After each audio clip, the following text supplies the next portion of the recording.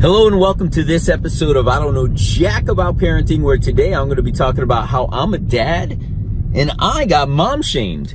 So the big question is this: how are parents like us, who don't have a manual, who are doing the best we can, who feel as though we aren't enough, how are we going to raise healthy, happy children who we are proud of and still keep our sanity in that process? That's the question, and this podcast will give you the answers. My name is Ryan Roy, and welcome to I Don't Know Jack About Parenting, a podcast for parents who are being real with themselves. Hello and welcome to this episode of I Don't Know Jack About Parenting, where today I'm going to be talking about how I'm a dad and how I got mom shamed.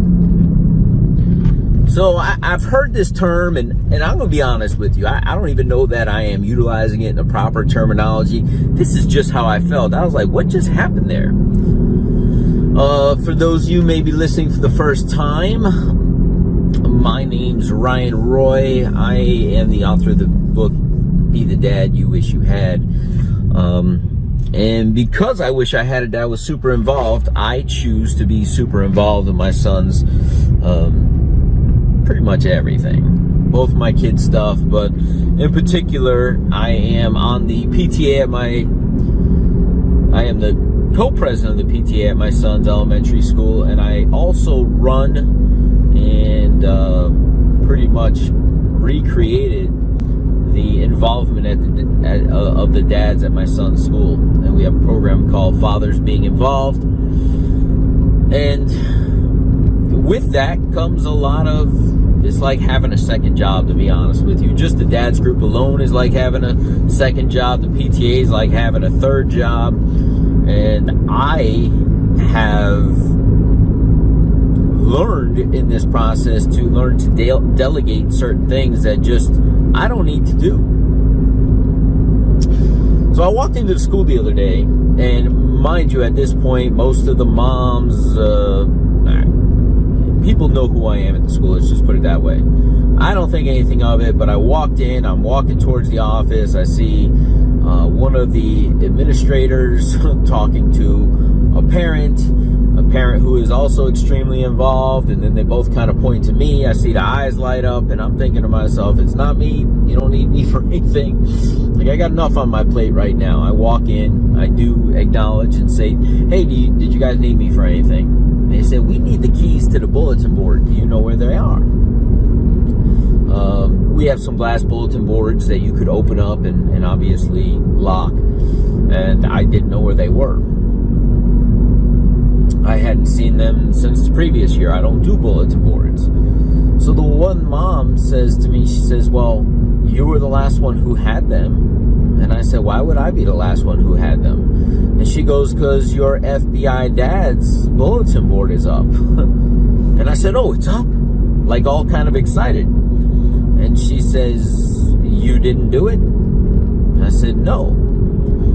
And in that moment, I got this look of disgust and an eye roll and a head shake all at the same time. And I looked at her and I said, and I guess in my defense, I don't even know why I took the energy to do this. I said, it's not my job to do the bulletin board. It's my job to delegate certain things that, quite frankly, I'm not any good at. And to which I got a big huff and a puff and a walk away. And I thought to myself, what's her problem? But as I reflect back on it, I imagine this is what a lot of women do to other women when they're giving their all. Listen, she doesn't know what I do for a living. She just sees me around the school. For all I know, she thinks my wife takes care of everything in the house, like financially. My wife works. I run my own business. I am co-president of the PTA. I do run the dad's program. I am extremely busy.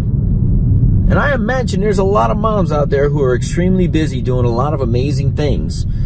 And when they don't show up to a PTA meeting or they don't, have the cutest cookies at the event, or they went and bought store-bought cookies, right? Because they were in charge of bringing cookies, and they're not homemade. Those other moms who may have the time to do so or feel as though that's the right thing to do, right? Like, oh, if I'm going to get cookies, they have to be like homemade, like mom's recipe from 100 years ago that everybody loves, that takes 2 days to prepare because we have to age the chocolate. Like, not everybody has that kind of time. And I almost felt the need to I know her number, I know this person, I almost felt the need to like call her and be like, yo, what's up with that? Like, what's your problem? Why does it bother you that I delegated that out to people who are much more creative than I am, do a much better job than I would, and feel a sense of community because I asked them to help me with something that is bettering the school? Like, I don't get that.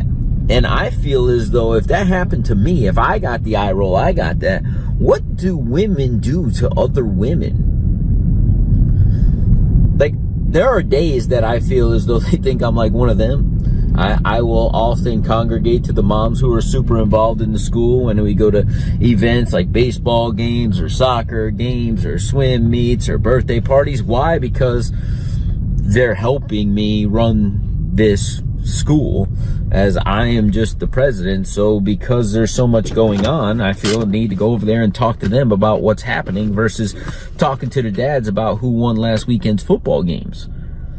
But how often are these moms doing this to each other? See, I don't know jack about parenting. I know it's difficult.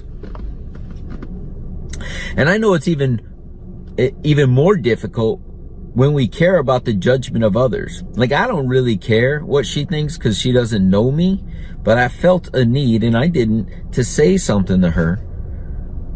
But it isn't even worth my energy. But it may suck the energy of another mom. How often are moms out there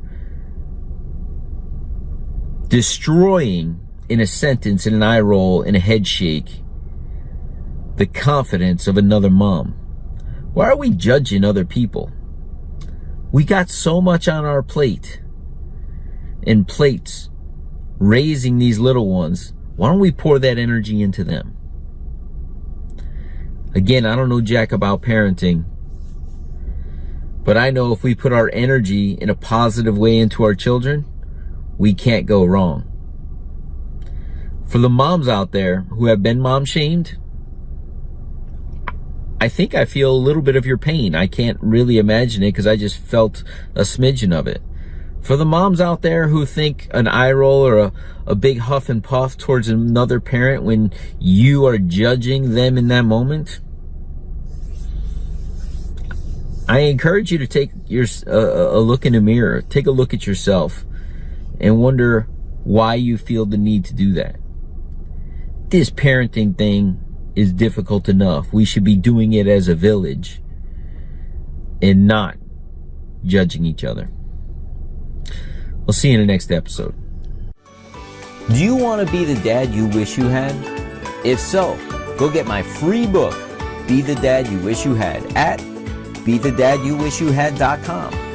Inside, you'll find my most effective 40 tips to quickly and easily transform yourself into the ideal dad. Go to BeTheDadYouWishYouHad.com now and get it while it's free.